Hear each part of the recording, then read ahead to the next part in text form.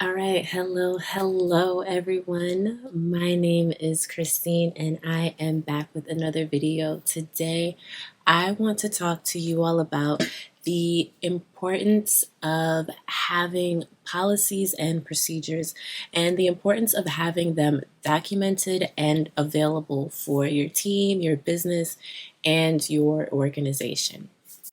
So, before we begin, let's just level set about what we're even talking about here, right? So, policies are rules, rules are everywhere. They're typically covered on the first day of the job, first day of the program, what have you. In addition to that, they also tell you sort of how and when those policies should be fulfilled. So, within the framework of an organization, you typically have level one, which would be your entire organization, the big umbrella. Then within that, you would have your systems, and systems are really your departments or your functional areas. So that's level two. Processes are level three, and then your policies and your procedures make up level four. Okay? So, systems, again, like I said, those are going to be your departments, your functional areas. So, think about finance, think about production, think about marketing, etc. Those are going to be your larger systems. Processes are going to be think about the jobs that sort of keep those departments or systems in business. The processes will really describe the workflows or the tasks that those groups or systems are responsible for fulfilling. Fake example, right? I work in the knitting factory. Better yet, I own the knitting factory. So I've got within my production system or production department, I've got my pants process, my dress process, a sock process, a skirt process, right? And then that next level down, I've got my policies and procedures or my standard operating procedures. And these are going to be the detailed instructions for how to make a skirt or a dress or pants. So, for example, socks, step one, measure foot.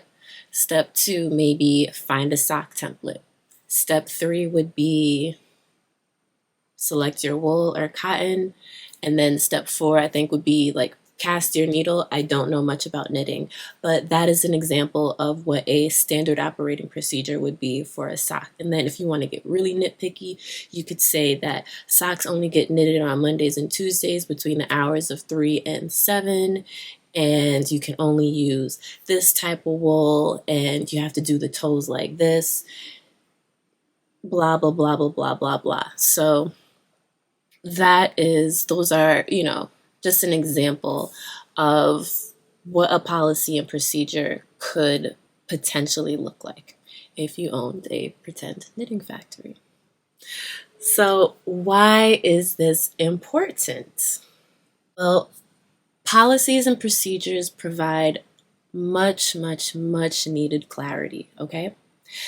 The clarity will in turn allow your team or your business to be efficient and effective with minimal oversight. So it'll prevent you or someone else from having to micromanage or do over the shoulder or, to just constantly be up underneath someone else. Having SOPs allows you to also scale up faster because you don't have to be up underneath your team. Having them handy really helps with facilitating employee training. It also empowers team members to answer questions for themselves, and they can even be leveraged if you have any upcoming automation or digital transformation projects, because what you'll find, and especially if anybody who's watching has already embarked on some of these sorts of projects or implementations, your policy and procedure documentation will oftentimes be the requirements documentation or the business rules or the workflow rules that get written into your application or your tool. So if you have any of those types of projects in plan for the coming year. If you are planning on maybe automating any portion of your business, if you are planning on going digital or further digitizing any area, I would definitely start with that area first, as far as getting things documented and together. When it comes to implementing policy and procedures, you can use whichever method works best for you and your business. This is sort of a one-size-fits-all channel. So I could be talking to somebody who owns a hair salon. I could also be talking to an engineer who just started their own, software company. I could also be talking to the family that owns the corner store that serves the neighborhood. I could be talking to the herbalist or the yoga instructor. So do whatever works best for you, for your operation. Some really quick idea, if you're getting kind of overwhelmed with, oh my God, policy, procedure, it could be as simple as a checklist. Okay, it could be something that you have up on the wall. Sometimes you'll see in a lot of like food restaurants, they've got the standard operating procedure for how to make a sandwich or how to make a smoothie. If you go to a coffee shop, sometimes you'll see sort of the little recipe book in the back by the blender. So that could be an example of SOP documentation in your establishment or for your team. You could also do more detailed task lists. You could do full-on user guides with as many pages and pictures and graphs as necessary for the task at hand. You can also leverage video, because you are on YouTube, so you probably do recognize the power of having something in a video format. But do whatever works best for you and your team, and then my recommendation is to follow that up with lots of ongoing training, to follow that up with reminders, especially as you get new employees and as things change. It is never harmful to remind folks of, what their jobs are. So I have put together my top eight policies and procedures that I think every team and every organization should have in place. But before I get to my list, I do just want to share that this channel was created to be a repository of information. I have learned so much, and I just want to give back as much as I possibly can for pretty much free, not counting the cost of technology, as free as possible. And we can argue, we can totally debate that. I'm down for that. But my goal, my big goal is to support the underdogs and those that don't necessarily have a ton of funding or a lot of financing, the indies, the creatives, the local businesses, the contractors, and basically act as, your in-house consultant, your guru, your advisor, your YouTube COO, however you want to think of me, but use me as a resource. Think of me as your free resource that's here in the screen, okay? So, like I was sharing, over the course of the past decade plus, I've been able to develop a business acumen and a number of disciplines, all right?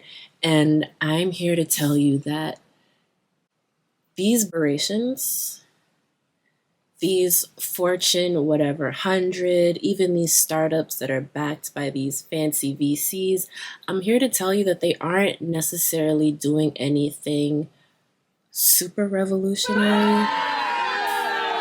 And by that, I mean as far as their operations, their structures, their internal models, the engines that really keep these organizations running, going, and help make these entities less susceptible to negative changes, business disasters, and really just old-fashioned competition. I'm here to tell you that what these larger companies do is not out of reach. I'm here to confirm for you that you can do it too. So let me help you activate yourself, and let me help you get your teams organized, okay? So without further ado, let's get to my top 8 types of policy and procedure documentation that you must have, must have for your organization. So coming in at number 1, I've got your employee on and offboarding standard operating procedures. Have a policy and have procedures in place. Equip your team at the gate from the start. Set the standard on day one and leave as little room as possible for error. This is policy and procedure as far as how they're welcomed in. And also, you can also use this and put some responsibility on their end as well. Of what sorts of things should they be accomplishing? What sorts of things should they be getting done? What sorts of activities should they be checking off the box on their first day, first 3 days, first week, whatever that. Just make sure you're equipping your team, okay? Lack of training and development has been one of the overall largest complaints from folks who are employed today. And I was just reading a Forbes article that said that 41% of people are thinking about leaving their job this year with lack of training and development as being one of the key reasons. And that just doesn't make any sense. That's totally unacceptable. However, as someone that was an employee, make sure that your team knows where they can find this information. Make sure they know where it can be referenced. If you're in a shop, is it, at the binder at the front? Is it in the binder in the office? Is it a handbook that's been emailed to everyone? Are things available in a shared drive, on a OneDrive? Is it on a Slack channel? What works for your team and for your organization? Do that and make sure that everyone has access to that information whenever they need it without having to ask you for it. Number 2, for policies and procedures that I believe that you really should have in place are going to be your customer service SOPs. These are super critical. Processes should be documented for every single process that is external or client facing. This is going to help ensure that there is a standard of care and a standard of service across the line. This is how you build trust. This is how you build familiarity with your customer base. This is how you set expectations. This is how the big brands, the prolific brands, this is how they really build their legacy. Not to mention that customer experience will drive pretty much all of the word of mouth marketing that your program or your business gets. So really just make sure that you are delivering top of the line service across the board. Number 3 are going to be your marketing, and maybe I'll kind of lump sales in there, but really your marketing standard operating procedures, your marketing policies. And again, the policies are the rules, and then the procedures are how to actually fulfill on those rules. When, where, how, with who. So when it comes to marketing, you should have a standard established and some sort of documentation on how you're going to make sales and advertise your services. Do you have a calendar of events? What is the program? How will your customers find you? In sales, this can be parallel to lead generation. So what is the process for outreach? What is the process for gathering that information? How do you want to conduct your outreach? What is that initial taste and experience that you want people to have? For teams that are internal to a larger organization, this can be akin to maybe building your backlog and demonstrating that there is, I would say, a valid business need for your functional area to continue to exist as a cost center on the budget. So very similar activities. Marketing is marketing. Everybody needs to really justify their existence and make sure that people know that they exist and that their customers and their clients can find them. That's really what it's about. So the next essential stack of policies and procedures I think should really be focused around your client on and offboarding. And this one is also going to be about experience. How do you welcome your customers in? How do you evaluate and assess their needs? Are there any needs that you can anticipate prior to starting with them? That might look like, if you work in a salon, approaching them with a glass of champagne. Or if you are someplace that sells technology, maybe you want to provide, free samples or free access, temporary logins. What are things that you can do to kind of get sticky with your customers, get them interested, and show them that they can trust you, and show them that you do have an understanding of what they need support with? When it comes to offboarding, I would just say don't burn a bridge. Sometimes some services, some businesses, there is a natural ending to that life cycle. And other times clients do need to actively opt out. So when it comes to client offboarding, if you don't already have a policy or procedure in place, the one thing that I would say to think about is how can you make the goodbye as painless as possible for both parties, and how can you leave room for the door to remain open if they were to circle back, if there was a need that you can continue to fill or could possibly fill in the future for them. Number 5 is about money. Finance and accounting SOPs, baby. Bookkeeping. I am by no means an accountant. I'm not an accountant. I'm not anything close to an accountant. I actually think that I am good at all things. I think I could run the whole show on my own, to be quite honest, but the one thing that I would outsource is the money management. Make sure that you hire someone that is competent and qualified for this role, someone who is detail oriented, who is punctual, who is great at communicating, and someone who's also concerned about accuracy.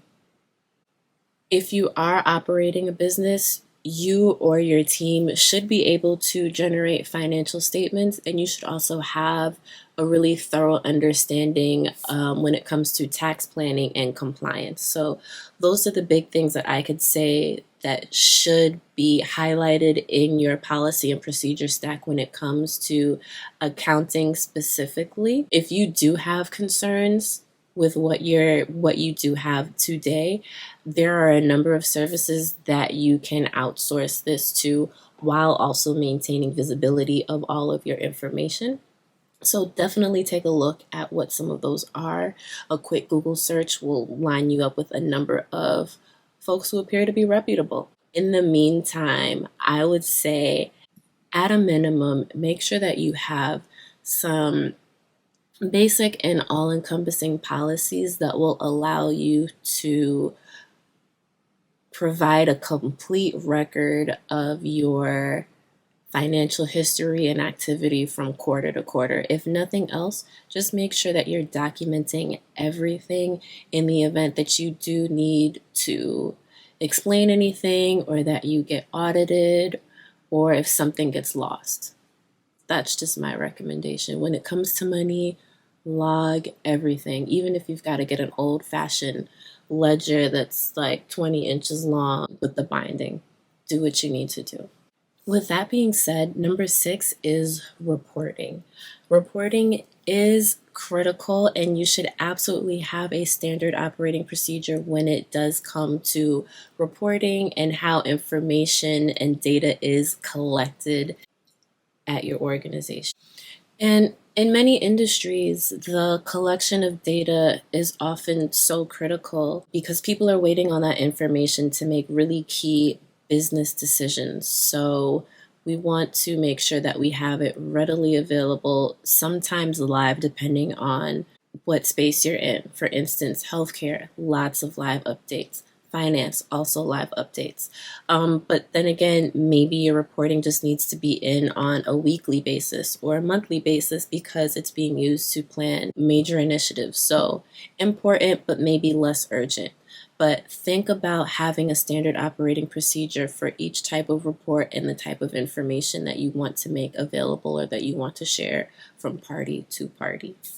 You'll also, when it comes to reporting, want to make sure that you have visibility into what's happening on your team or organization. So data and reporting are going to provide you with the necessary components to really start to put together some metrics for what it is that you're trying to accomplish. And these could include things like profit margins or sales revenues, response rates, turnaround time, website traffic, growth rates, or any other element of business activity that's currently being documented or logged into a system. all of this can be pulled into a table and you could really make magic. But we'll definitely discuss more on that in the future, because there are a million and one ways that you can and should absolutely be leveraging your business data, okay? Next up, we've got number 7 on our policies and procedures list. So number 7 must-have block of policies and procedures should be around work management and project management. And this is kind of a 2-for-1, but really here we should think about how we manage our day-to-day work and then how we manage work that's not necessarily recurring. So I'll start with work management. These tend to be recurring regular tasks. A lot of these are things that happen on a daily basis or a weekly basis or a monthly basis. So you should really make sure that you have checklists or instructions or guidelines in place for what should be completed on an hourly, daily, weekly, monthly, quarterly basis. These tend to be things that are actually built into the job descriptions of your staff's roles. These are kind of like, these are your job items. That's really what goes up under the bucket of work management. Project management, on the other hand, is work that is not necessarily recurring, although types of that work could be recurring within your organization, but oftentimes projects happen once and they are unique. So examples of a project could include office construction or an office move, an upgrade, an installation, creation of a new program. These are all really significant initiatives that are ongoing and will likely touch lots of folks on your team or organization. So you should put policies in place for how to plan your projects, how this work should be managed, and how this work should be assigned, especially up against that day-to-day work that you also need to balance. This is kind of going outside the scope of our policy and procedure documentation, but when looking to balance, it's usually kind of an 80-20 or a 20-80, and that really depends on your role. Roles that have day-to-day tasks usually are 80% that and 20% projects. Roles that tend to be more project focused really include 80% project work and then 20% sort of daily, weekly, monthly sorts of tasks. But again, that's neither here nor there. I would just say to make sure that everybody in each of their roles understands their roles and then has the policy and procedure document available to them so that they can get to work, right? So number 8 of the top 8 is going to be change management. And if you are not a corporate girly or just another one of my comrades out there, you might be a little bit unfamiliar with what change management is, but it's not as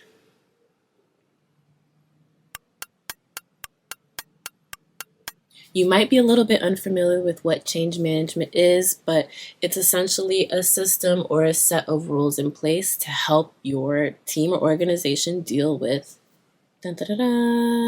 change. So think about every time your organization evolves, every time it wants to try on a new idea, maybe shift its goals. These are the types of things or items that would fall under the umbrella of change management or would go through that chute of change management, and that we would want to have some sort of policy and procedure in place so that we can really just work through each of those things appropriately. So if you don't have anything in place today, change management is essentially going to be your suggestion box. Literally, change management is your suggestion box. And how often you go through this box and how these suggestions get reviewed and prioritized is your change management policy and procedures.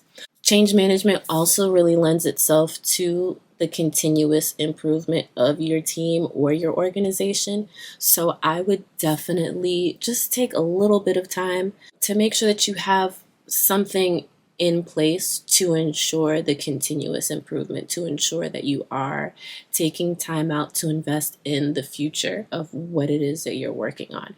And this could simply look like writing out the guidelines for a monthly meeting to review everything that's in the suggestion box. But whatever it is, especially if you are a new owner or an independent owner or a founder, or if you're on your team Underdog, this is something that I cannot emphasize or overemphasize the importance of enough. Make sure that you are continuously working on your future.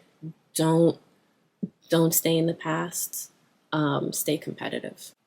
And then lastly, so we do have kind of like a secret number 9 item, but it's essentially an SOP for the SOPs, right? JK, but not really, because you really do want to come up with a plan to maintain your SOPs as well. And this is going to help to ensure that they don't become useless or obsolete within a year or two. So maintaining your SOPs, I think, should really be something that happens on a regular basis. Really, an annual review should be put onto your calendar, and then all of the decision makers or everybody that owns those policy and procedure documents should be coming together to really discuss any feedback that they've received, maybe in the past year, and then to also just tweak and improve based on what's changed. I have actually gone through this process at a previous job, and we kind of made it like a week-long pizza party, and it was probably one of the most fun times that I've ever had at work. Everybody, the heads of all of their departments, basically took the stack of policy or P&P docs. So you guys can use that term now because you're pretty much experts and know everything about everything as far as policy and procedure. But everybody took their stack of P&P docs that related to their area. They grabbed a 6-pack and a pie and a pizza pie for everybody who's not from New York. But they grabbed a 6-pack and a pie, and they retreated to their offices or their corners, and they just did sort of a line-by-line rundown or run-through, of every single thing that was in those policy and procedure documents. And we sort of grabbed our analyst teams and our project managers and everyone who had experience and the wherewithal and the ability to provide valuable input. And we did research on, what the latest and the greatest best practices were for, that particular process. We also researched other guidelines from our competitors. A lot of stuff is available on the internet if you're looking for it. And then we also did some research on new, changing regulatory requirements, because I was working in a space that was heavily regulated at the time. And so that was a very large influence on our operations and our PMP documentation. So that whole process of just redrafting our existing policies probably took about a week. I would say the stack of paper that I took back to my desk was about this high.